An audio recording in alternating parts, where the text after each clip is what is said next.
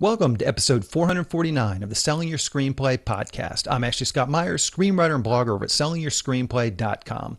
Today I am interviewing screenwriter Richard Pierce, who you may remember was the winner of SYS's screenplay contest 2 years ago. His film Killer Profile, although the title has changed a few times, was discovered by one of our industry judges and produced by Mar Vista Entertainment.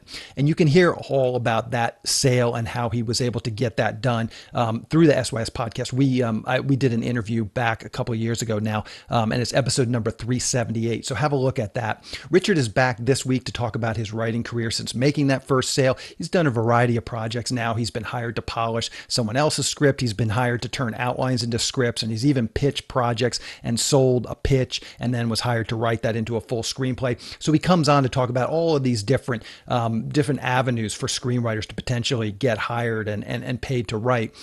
He's really in the thick of things now with his screenwriting career, getting a lot of deals, getting a lot of projects into production. He's very transparent, really nice guy. So he really comes on and offers a lot of great insight. It's really fascinating just to kind of hear how things are progressing for him. So stay tuned for that interview.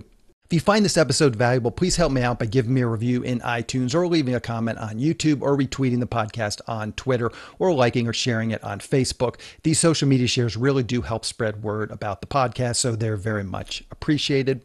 Any websites or links that I mentioned in the podcast can be found on my blog in the show notes. I also publish a transcript with every episode in case you'd rather read the show or look at something later on. You can find all the podcast show notes at www.sellingyourscreenplay.com/podcast, and then just look for episode number 449. If you want my free guide, How to Sell a Screenplay in 5 Weeks, you can pick that up by going to sellingyourscreenplay.com/guide. It's completely free. You just put in your email address and I'll send you a new lesson once per week for 5 weeks, along with a bunch of bonus lessons. I teach the whole process of how to sell your screenplay in that guide. I'll teach you how to write a professional logline inquiry letter and how to find agents, managers, and producers who are looking for material. Really is everything you need to know to sell your screenplay. Just go to sellingyourscreenplay.com/guide. So, quick few words about what I'm working on. I'm still plugging away getting the film festival in order. The festival is going to be October 7th to October 9th in Hollywood. Please do save the date if you haven't already. Love to see everybody out there. I'm in the thick of things getting everything organized. There's just a lot of logistical things, just insurance, getting all the films organized, the schedule, the website. There's just a lot of logistical things that I'm plowing through. If you want to kind of get updates on this, just join our mailing list, sellingyourscreenplay.com/guide. If you join that, obviously you get our free guide, as I mentioned on every single podcast episode. But also I will send out updates about just what's going on with the festival and those sorts of types of things if you do join that mailing list. I'm recording this podcast episode in August, so it's a couple of weeks behind. So it's tough to give out real-time updates on the festival in the podcast. So I do what I can, but I'm already past kind of what I'm talking about today is, 2 or 3 weeks ago. Anyways, we have our schedule figured out. I actually did that this week and kind of got it all locked in yesterday. I'm putting the website together now. So that should be published by the time this episode airs. So have a look at that also. It's going to be at www.sixfigurefilmfestival.com. All one word, all lowercase, and it's all letters. There's no hyphen or dash or anything like that. It's just sixfigurefilmfestival.com. And as I said, we'll put all the latest details up there, including the schedule and that sort of stuff. So you can get a look at some of the films that were accepted and are going to be showing at the festival, and potentially come out and see one if you're in the LA area. As I said, we'd love to have people come out and check out this film. We have a real diverse group of films, just different films from different types of filmmakers, really from all over. I'm trying to think if there's anybody internationally. It seems like most everybody is definitely from the United States, and there's definitely an emphasis of LA filmmakers. And I'm not sure if that's my own bias living in LA, maybe just my contacts, sort of the way I market or something, push more LA filmmakers. But I'll do a deep dive at some point, probably in the future, just about how the festival went and sort of what I did and how it all shook out in the end. Anyways, do check that out, sixfigurefilmfestival.com. And as I said, save the date. It's October 7th to October 9th in Hollywood. Anyways, that's pretty much what I've been working on here the last week or two. So now let's get into the main segment. Today, I am interviewing screenwriter Richard Pierce. Here is the interview. Welcome back, Richard, to the Selling Your Screenplay podcast. I really appreciate you coming on the show with me again. Thank you again for having me, Ashley. I appreciate it. Yeah, thank you. Thank you. So I'm going to refer listeners back to episode 378 of the SYS podcast, where you and I did a pretty deep dive into your feature film script, Killer Profile, which was the winning script from SYS's screenplay contest a couple of years ago. Ted Campbell was our one of our industry judges. He really liked your script, took it over. He had a prior relationship with Mar Vista, took it over there, got it produced very, very quickly. And now you've started to work on some other projects. So we're going to kind of dig into some of those other projects. You did another project with Ted. And my recollection from talking to you guys before, this was a project Ted had written before he met you. He kind of started to get it lined up, but then it needed some rewrites. He met you, he did Killer Profile with you, liked you, and then brought you in on that project. It's called Student Seduction. So let's talk about that a little bit. And I'm just sort of paraphrasing things. I'm sure I'm getting some of the details off a little bit. So maybe you can fill us in. You guys are working on Killer Profile. Everything's going really well. You're getting along with Ted. How did that sort of transform into that next project of Student Seduction? Yeah, Ted had three, or he was supposed to do three projects for a company called Mar Vista, directing them. The first one he wrote and directed. The second one wound up being Killer Profile, or it came out as Do You Trust Your Boyfriend, is what it got released on Lifetime as. And then the third one was a pitch that he had done prior to Killer Profile, or Do You Trust Your Boyfriend, which that's kind of the process of how it works at these particular companies. Is it always starts off as a series of pitches. They find the ones they like and you develop them into one pagers and then outlines. And then if you get yeses all along the way, then you can go to script. This one had gotten a yes all the way up to the outline. He had done a really detailed outline, and he just didn't have time to write it because he had wrote and directed the first movie and then directed the second one. Killer Profile. Now, how detailed? So this outline, how detailed was this outline? But it had like some dialogue in it. So it was a thick outline. It was probably like 25 pages. So there was like some chunks of scenes in there too. It was kind of just all kind of cobbled together some scenes, some beats, and just kind of the outline in 9 acts. That's kind of how these movies are always written, is 9 acts, because you never know where these movies are going to wind up. But I think the goal often is on Lifetime or Lifetime Movie Network, LMN. And you got to work with the commercial breaks. So that many commercial breaks means that many acts in a movie. So he had it broken down that way. And he just didn't have time. And he liked working with me on Killer Profile, so he brought me on. Right as they started shooting Killer Profile, I started writing what is now called Student Seduction. Actually, I don't know what it will be called when it comes out, but it comes out next month on LMN. The titles always change with these things, so it may not be Student Seduction. I don't know, but I hopped in and knocked that one out as they were shooting the first movie, and then as post started on Killer Profile, they started to film the next one. So it was a nice assembly line we had going for those. And then Ted wound up doing actually a fourth movie, which I didn't have anything to do with, but I sounded really bitter there. I'm not bitter about that. I got you. Yeah. Sure. But no, and then that's kind of the process for those, all at that company, Mar Vista. So when you came on board with this outline, the outline basically had the green check mark. It was good to go. Someone just needed to turn into a script, and Ted just simply didn't have the time. So you were really working from a pretty detailed project. Yes. Things. And so how does that influence, going into what exactly did Ted want you? Was it just a lot of just sort of the formatting of this, taking this one document, formatting into a screenplay? Was there some creative choices, some big story beats that still needed to be changed? There was still some creative stuff that needed to be changed. And of course, once you do your first draft, even if the outline is approved and they love every word of it, of course, when you turn in the first draft of the screenplay, they're going to have notes. And so a lot of changes came after that too. That one was a whirlwind. It was kind of the draft was turned in right at the deadline, and then rewrites happened kind of all the way up until filming started. So yeah, there was it was pretty laid out. He did a really good job. Like I said, it was super detailed, but there was some creative stuff, some creative choices still left to be made that I brought to it. So I'm curious how it turned out. I haven't seen the movie yet, so when it's on, it will be the first time I actually see it. So Gotcha. Now I'm curious. One of the things that impressed me about your script and just yourself when I interviewed you before was how much you had sort of analyzed how these Lifetime movies work. And I kind of was curious, how does that play into doing a rewrite like this? I mean, we assume someone like Ted, who's frankly, way more experienced than you are at these Lifetime movies. We assume going into it, he understands the 9-act structure. He understands sort of the premise, what they're looking for, teen dramas, teen thrillers, these sorts of things. But how much did that influence you, just your knowledge of the Lifetime movie? Were there some changes like that you needed to sort of bring back into the Lifetime tone? Yeah, and I think that was one of the advantages that's really helped me so far being in this world. As I told you on the last podcast, my wife has been watching these movies since high school. So then I of course, wound up watching them with her. And then I was like, I kind of like them. They're fun genre movies. Why don't I try one as a spec, which is what Killer Profile wound up being.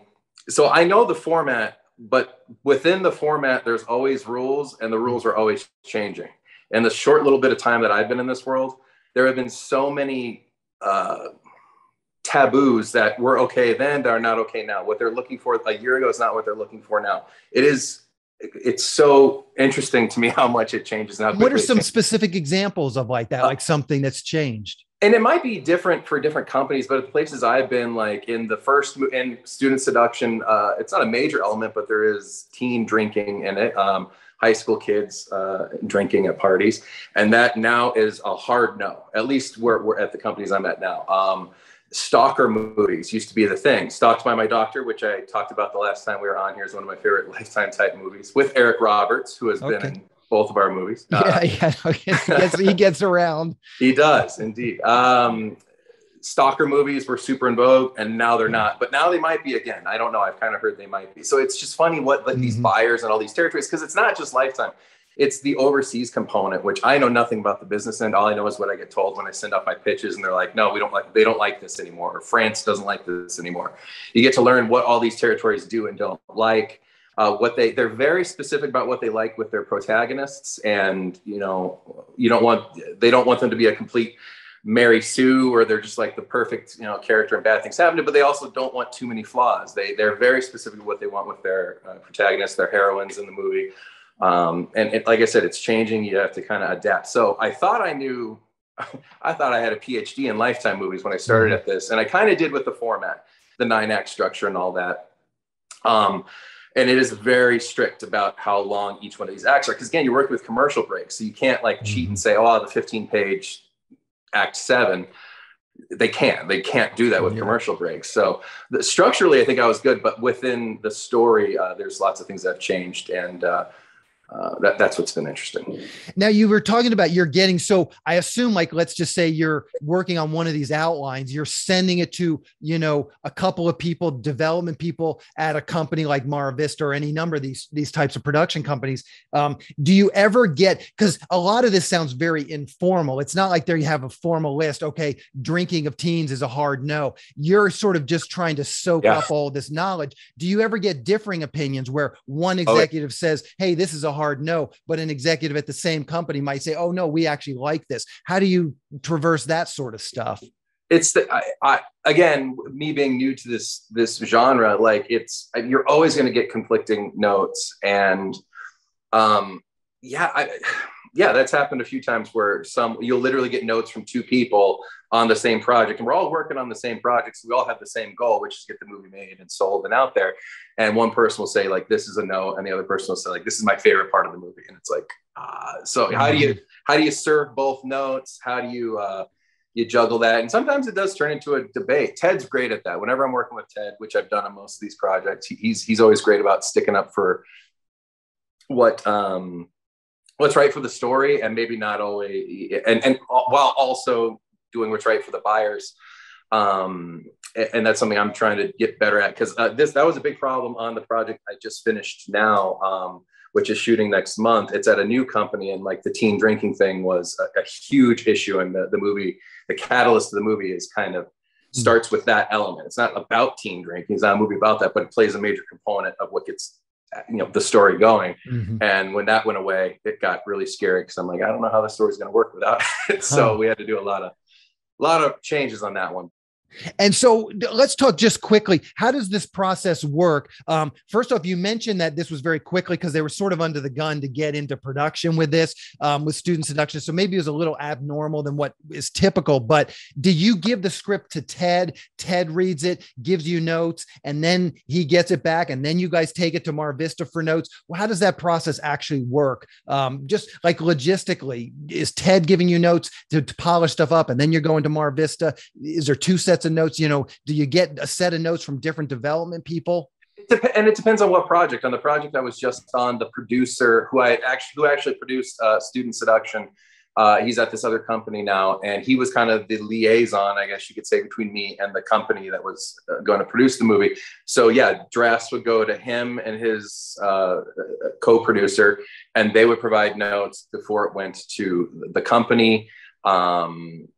Again, pretty informal. It was just like, hey, we want to make sure we're all on the same page before we send it off to them. Ted, same kind of deal. I try to remember how it went on Student Seduction. It was such a whirlwind because I was in grad school at the time. So I was grad school and writing all these scripts. So now life's easier because I'm out of grad school. But nice. On that one, I think it was, I wrote the draft, sent it to Ted. He gave it a quick once over, made sure it was okay, not embarrassing to turn in, and then turned in. And then, 3 days later, they had a round of notes for the next rewrite. Gotcha. So let's move on to another project.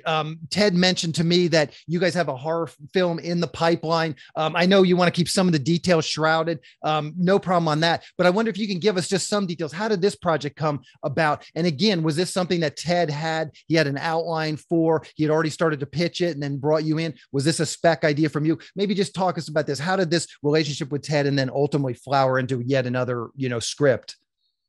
Yeah, and Ted Campbell's his name. I don't know if we've said who he is, but Ted Campbell he's a great guy, and he's been in the industry for a long time as a first AD, and now he's directing. And I love the way the first one, the Do You Trust Your Boyfriend, turned out, and his other movie turned out great too. So I'm really excited for him and what he has coming as a director. And this was a project that it didn't have a home. It was just a spec script that he had already done a full draft on, and he had a producer buddy of his attached to it. And they were kind of just poking around, seeing if they could find a home for it. And he was so busy. And at that time, I was not too busy. After Cheating Scandal, I kind of had a little bit of Students. See, that was the old name, was Cheating Scandal. Sorry. So I'll keep changing these names. Yeah. Student Seduction. I had a little bit of a lull.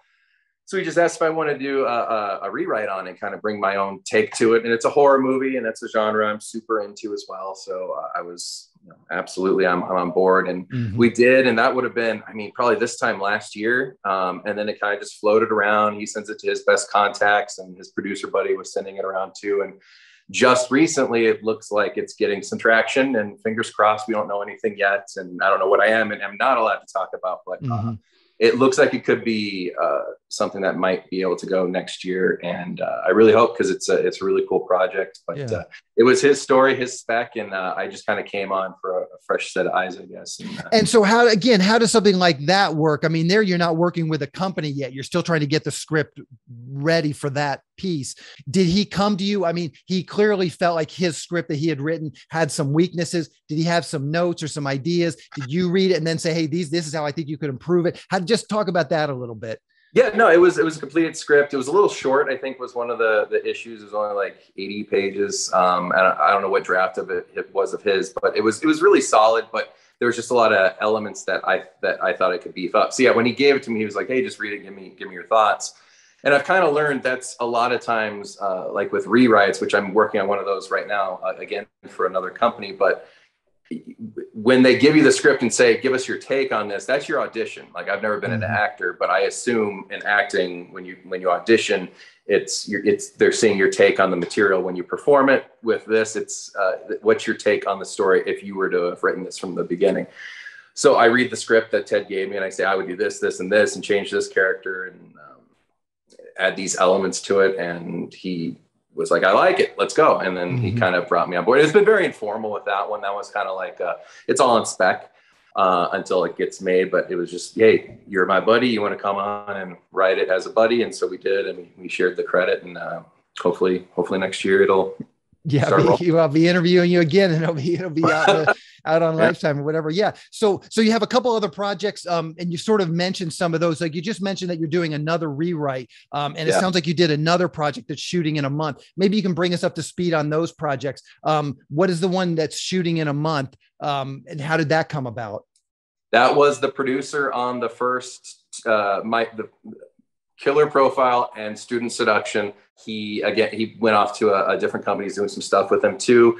Again, you never know where the movies will wind up, but they do a lot of Lifetime-y Hallmark type movies at this company. And he just said, send me some pitches. And I guess this would be good to talk about because I've always wanted to pick your brain about it too, is I don't have an agent or a manager at this point. It's all been me kind of juggling it. I have some very generous friends who help me with like the contract side of things, and we'll look over some things, but I don't have an agent or a manager kind of looking for work for me. So a lot of it's just been referral from one person to another. So because those first two movies, the producer apparently liked me enough to, when he went to this other company, he said, hey, they're looking for a big slate of movies next year. Send me 10 log lines. So you spend a week writing all these log lines, and, 5 of them suck, 5 of them are decent. And then they send it off to the company, and the company will come back and be like, well, we like these 3, give us a 1-pager. And that's kind of the process, as informal as it is. Everywhere I've been, that's been the process with these kind of TV movies, is log lines. You just send every log line you can think of. Make them good, hopefully as good as you can. But then they'll come back to you and say, we like these few, and then it's 1-pager. And then if it gets to that point and they like it, then it's usually a really good sign. And out of the 10 I sent him, I think I sent off, they wound up asking for 1-pagers on 3 or 4. I think it was 4. And then one of them got approved and turned into what this is going to be, what's shooting next month. And that one was a lot of fun. I think it's really different than a lot of these movies. It's a little different than most of the Lifetime movies that you would see. So I'm excited for that one. Yeah. And so what did they actually come to you when they say, okay, give us 10 pitches? There must be some criteria. Like, I mean, that they're Lifetime-esque. Do they give you anything specific? Like, we want a female an 18-year-old female protagonist. Do they give you sort of a checklist of things they're trying to hit? Yeah, it's always for these companies, it's always female protagonists. So don't even debate that one. That's just what their market is. Yeah. But then, you'll get things like you'll send off before they send log lines. Yeah, you'll hear no stalker movies. Like, the stalker genre is done. They've done so many, stalked by my X, Y, and Z. They're not doing them anymore. But then you'll still see them on TV, like a new one, like airing this Friday, stalked by my whatever. And it's like, I guess they are still doing it. So like I said, it's always changing. And like teen movies were really big for a while, which kind of has been the hole I fell into, because all my movies so far have been like high school thrillers, which I don't know, is a subgenre of this that I've kind of liked working in. But then the teen stuff was dead. But yeah, they always want mother-daughter relationships is always huge.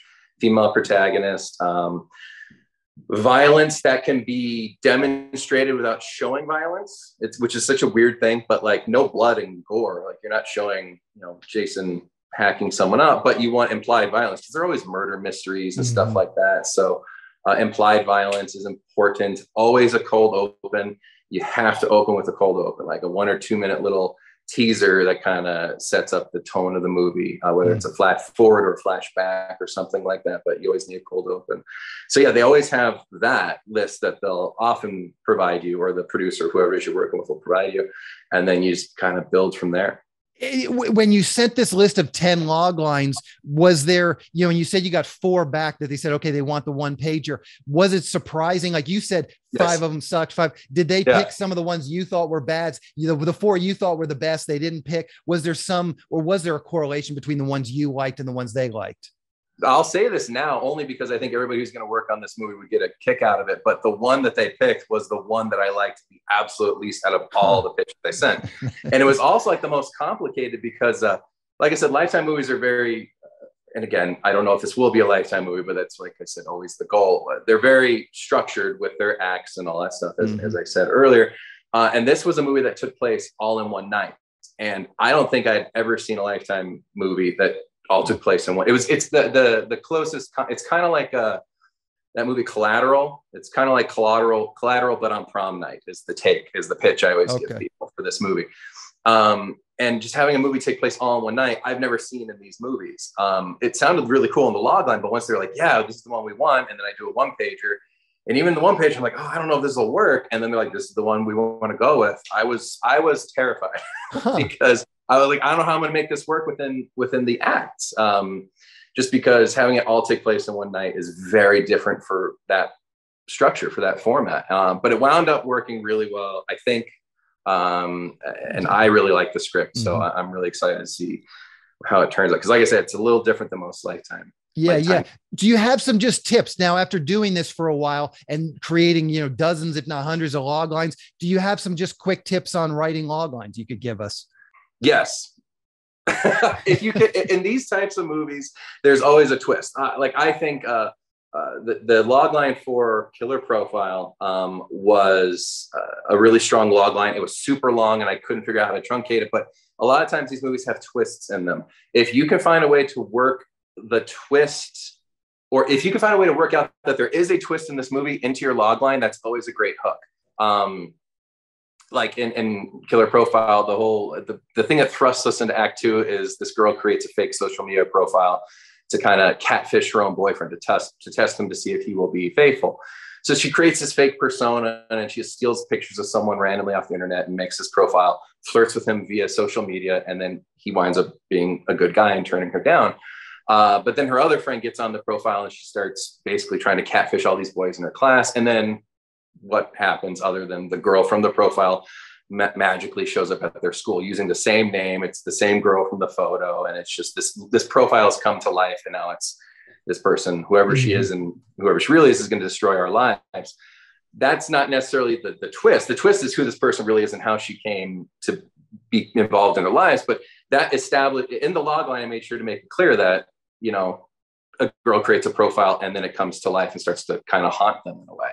That kind of sold that there's a twist in this movie. So with this genre, when in thrillers, always try to put in there that there's some sort of twisty element within the log line. What's interesting, and I deal with a lot of log lines through selling your screenplay. And what's interesting as you describe that is you're putting that's the Act 1 break. And I find so often, and I understand exactly what you're saying, and it sounds good to me, but so often I get people where the Act 1 break, and maybe it has to do with the film, like the actual structure of the film isn't strong enough to support the log line. But I often find people give me a log line where exactly what they're doing, they're sort of mentioning the Act 2 break, but it doesn't really tell you what the movie is about. It only tells you what the movie is about up to page about 25 when the Act 1 break happens. And so I wonder about that. What's your take on a twist ending? I get that question a lot. Should I give a twist ending in my log line? What is your take on that? No, I wouldn't do that because, one, I just think that's a bad idea because what's the point of reading the script? Because you want to keep them you want them to be just engaged reading the script because that's a slog. Reading a log line is nice and easy, but to get someone to read your entire screenplay is the hardest thing in the world that you'll ever do. To get someone to go from fade in to fade out, it's impossible unless you keep them engaged. So you would never want to give away the twist, but hopefully you have multiple twists in there to where, like you just said, the Act 1 twist, give that away. Like that's totally put that in the log line. Because that hopefully, unless your Act 2 sucks, or in these Lifetime movies, unless your Act 2 through 8 sucks, you should have enough engagement just from that one. The journey from Act 1 to Act 2 should be strong enough of a sell to get you to the end of the movie. So no, I wouldn't put a twist ending in there. I'm even hesitant to put the twist ending in one of these one page I just did. There's a big twist ending at the end, and I didn't put it in there. In the one pager, and the producer was like, no, you have to, because this is like going to the development people. If you were selling this as a spec, I get what you're doing. Maybe you want to keep the curtain up because you want people to read the script, but because it's in like for a development person, they're like, no, put it in there. But yeah, you definitely want to have more than, if you can, at least in the thriller genre, more than one twist. So that way you can keep some in your back pocket and keep people interested. Yeah. Good advice for sure. So I'm wondering, okay, so let's talk about this rewrite project that you just are working on now. How did that come about? And again, just the same sort of details. I'd just be curious to know how you got in touch with the producer and ultimately why he hired you. It's all stemmed from Ted, and I owe Ted everything in the world, and I owe this contest a lot, everything in the world too, because it all snowballed from the contest to Ted, and then all these connections are in one way or another 7 degrees of separation from Ted. It was, again, the producer on the first 2 Lifetime movies is at another company. I sent them pitches. But now that company, separate from that producer, has other projects going with other companies throughout LA and Canada. And they have a project that's set to go. I don't know when this one's set to go. I think it's 2 months from now. And they just had a draft that they've gone through several drafts with the writer on, as far as I know. And they just weren't happy with maybe the way the notes were being executed or whatever. But it's a full draft, and they had some pretty major notes that they wanted implemented. And again, completely separate from the producer on the project that's shooting next month. This company came to me directly and just said, "Hey, what's your availability?" And whenever anyone asks that, it's always, you're wide open, even if you're not. And I said, I'm wide open. And they said, I'm going to send you a script and we have some notes. Let us know if you'd be interested in doing a pass on it. And it just led from there. And that's kind of the sweet spot with these movies, where I'd love to be, is kind of the guy they call in to do rewrites. Because I think there's a lot of work in that. Selling or getting pitches made is really hard. And now I've kind of done all three, I guess, because with Killer Profile, it was a spec. With Student Seduction, it was a pitch, someone else's pitch. It was Ted's pitch, but then I was brought in to do the script. The one that's shooting next month was a pitch of mine. And now this one is a rewrite. So I've kind of done all three. There's three avenues, I think, for writers in this world. And I've kind of done all three now, or I'm in the midst of doing the third. And it's hard doing a rewrite because you can see how much work, or how much work goes into a draft. But sometimes if you can't execute notes, the company just needs, they need what they need for their buyers. And it can be hard. And I'm curious, as you describe those three different templates, to be a screenwriter, let's say, or three different, avenues to get paid to be a screenwriter. I understand just the business considerations that, as you say, it's just very hard to cook up an original idea and get it made. But isn't that ultimately the most fulfilling creatively? And do you find doing these rewrites? Yes, you're being paid to write, but it's someone else's idea. And does that detract from just the creative fulfillment for you? And I ask this is not in any way a judgment thing. I think different people are built differently, but I think it's an important thing that screenwriters should ask themselves, because especially screenwriting at the highest level is really more about doing rewrites, what you're talking about. There's very few screenwriters that just cook up and sell specs on a regular basis. I can't even think of any really that just create specs. So really at the top level, you're being brought in exactly like you're being brought in on these Lifetime movies. At the studio level, you're being brought in on the Marvel movies or whatever. But again, creative fulfillment is definitely a totally different thing if you're writing something on somebody else's project or intellectual property or whatever the case may be. But just where do you sit with it, just intellectually, philosophically, and just what you want for your career? Emotionally, I will never be happier with a product than Killer Pro Do You Trust Your Boyfriend? Available now on Amazon Prime. So check it out, please. I think it turned out really well. That one, it's me. Like, it was a spec script, and even though it's a movie about a bunch of high school girls, there is a lot of me in there, and like the characters, like the name of the high school is my wife's maiden name, and the name of I use names from people in real life. I'm a huge Atlanta Braves fan. Almost every character in that movie is named after a former Atlanta Braves player, their last name. So like, there's so many little Easter eggs in there for me because it was a spec and it was all it was all me. So if you hate it, you can 100% blame me. But if you liked it, that's the most fulfilling, because I think for this genre, and I understand most people out there who are watching this podcast even probably don't, set their DVRs every week to record the Lifetime channel movie, but there is definitely an audience for this type of material out there, whether you're that audience or not. But to see something 100% me on that venue, as big a platform as Lifetime channel, was a huge thrill. And I don't know if I'll ever get that level of emotional accomplishment again, because selling specs is hard. It's borderline impossible. Yeah, exactly. And I think the only reason it worked this one time is because I really structured it. As I mentioned in the last podcast, it was ready to go. It was pretty much Lifetime ready before I even had any connections. And Ted, of course, just was the one that had that connection. So no, of course, that's my favorite, is the spec. The pitch, like I said, I have not been more scared in the last year than when they said, this is the story we want to tell. And they picked the log line that I liked the least, and I also thought was the most difficult for the format. But it turned out to be something I really like. It had a lot of their involvement, though, because it was just a one-pager, and getting that from a one-page, a one-pager to a 90-page screenplay, they had a lot of notes before I even started. So again, it becomes less mine with that too, but I'm happy to do it because it's going to be a movie.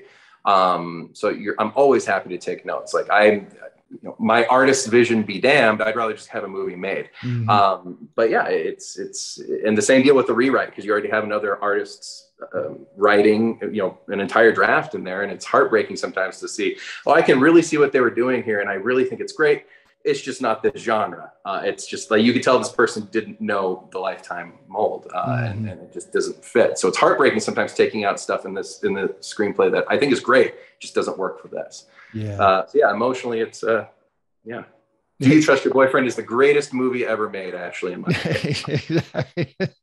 So I'm curious about just you mentioned that everything sort of has spun off of Ted, that one project, getting that project made. Do you have some sort of methodology that you use to network? I mean, and I'm just curious, like, what is you seem very pragmatic. I mean, do you have a spreadsheet where you're like recording when you're on set, or when you're involved in these meetings? Do you try and just take notes who's there, do follow-up emails? Do you look at the people who are in the meetings and think, oh, well, this guy could be a potential contact down the road, and try and introduce yourself? Just what are some of the sort of the conscious things you do to improve your network and to keep meeting people?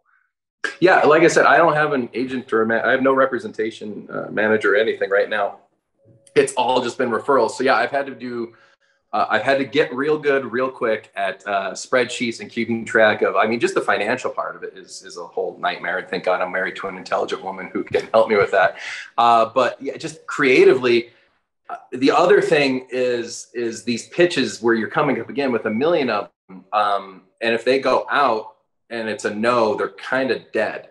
So the last thing you ever want to do is send a pitch out and have it go out with two people. So it's always like, okay, here's my log lines. Here's my spreadsheet of 30 log lines. Here's who they're with, and here's where they've gone. And because that kind of means they have dibs on it. They don't have any ownership over it, but it's like, you don't want to be sending all these log lines to wind up at the same place from different sources. That makes everyone just look unprofessional, especially if they had log lines.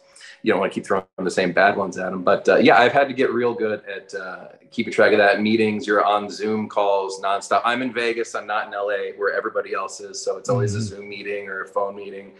Ted's always super communicative. He and I are co-writing another one right now, and we're just constantly having an email thread back and forth with notes of what would work, what wouldn't work in the coming scenes that we're writing. And I'm curious, two follow-up questions on that. Have you tried to find an agent or manager? Now you've certainly got some credits. Have you reached out to agents and managers? Have you been pursuing that at all? No, not at all yet. And I do plan to soon. I've been super, I know this is not the norm, and I'm just kind of riding this wave as long as I can. But you were asking about like if I've done any like from networking, like thinking, oh, this person would be a good person to be in contact with. So far, post Killer Profile, I haven't even really had that chance because I've been incredibly blessed, and I know this is going to die at some point, where it just has been handing off from one person to the next. Like late last year, right around December, Ted introduced me to some buddies who wanted to do this zombie thing. It was a real crazy zombie movie. And they just wanted to do it themselves and go find a home for it. It was just a concept they had, and they brought me on to write that. So I was like, okay, I'll write that. And, just do the contracts. And I wrote the zombie script. A month later, one of the zombie guys had a buddy who is another producer who's done some bigger movies, which this guy was really excited to get in contact with. And he's like, hey, I have a concept. I'm looking for a writer. And you get on the phone. He kind of says, here's my log line. What's your take on the material? You write up like a one page of like, here's what I would do. And then he hired me to write that. So literally post Killer Profile, it's just been one to the next, where I haven't had to do too much hunting. Now I know that's at some point, this is going to stop. The locomotive will stop, and I'll have to start looking for stuff again. So I think that's why maybe I haven't been hunting for an agent or a manager just yet. But I definitely think that's something I want to do in the future, because I want to keep doing this. And yeah. And so what's going on with the zombie script? They have their script and they're just trying to raise money and do it independently. Exactly. Yeah. It was just a concept they had that was, it's the most insane thing I've ever heard in my life, but I loved it. It's like a Resident Evil meets Die Hard meets a trauma movie. It's just insane. And so I was like, the guy to write that. And yeah, it was just two dudes who they've produced a lot of stuff kind of a, $1 to $2 million level, I think. And then they're just out trying to raise money for it now. But they wanted the script before they went out to raise the money. So that was where I came in. And I think the answer to this question is going to be similar to the answer you just gave, even though it's kind of different. But have you thought about moving to Los Angeles? And do you think that would help your career? And I'm sure some of it is just if things slow down or your family stuff, but maybe you can talk to that a little bit. Do you think it could help your career? Is it something that long-term you see you might make the move to LA? I hate LA.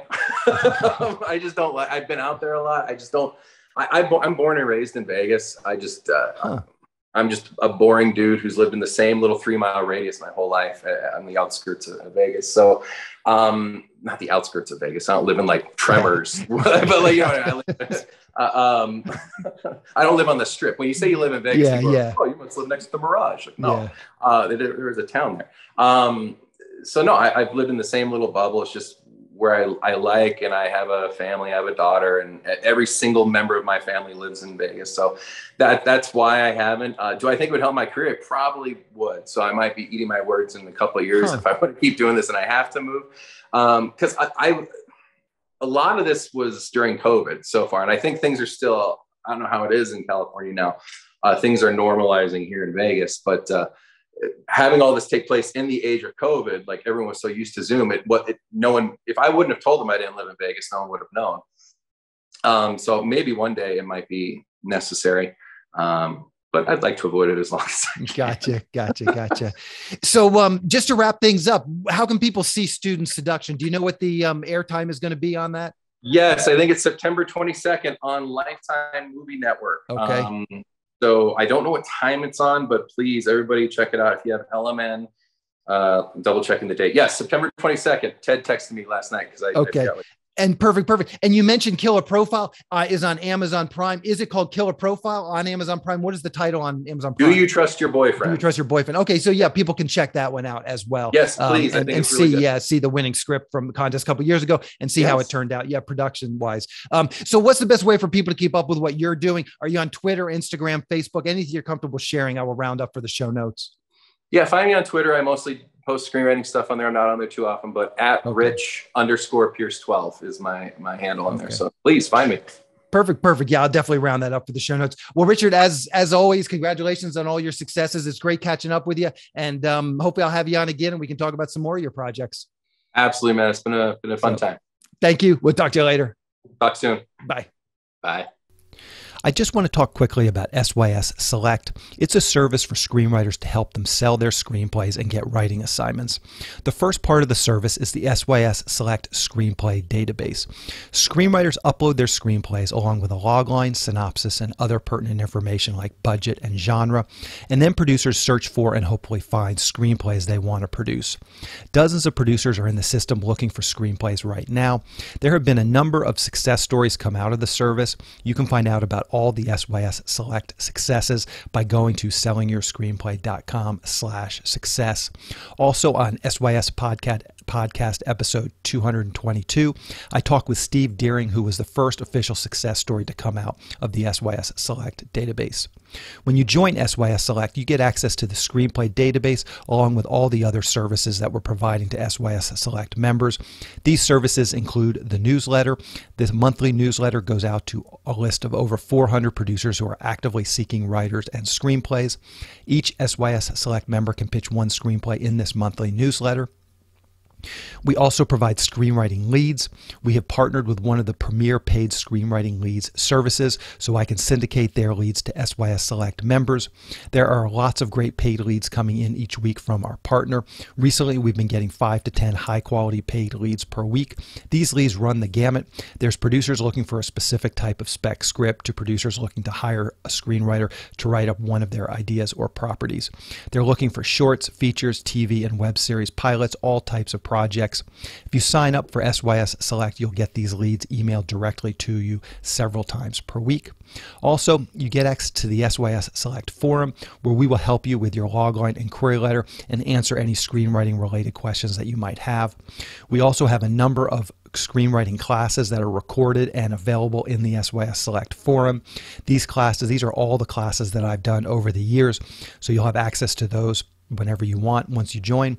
The classes cover every part of writing your screenplay, from concept to outlining to the first act, second act, third act, as well as other topics like writing short films and pitching your projects in person.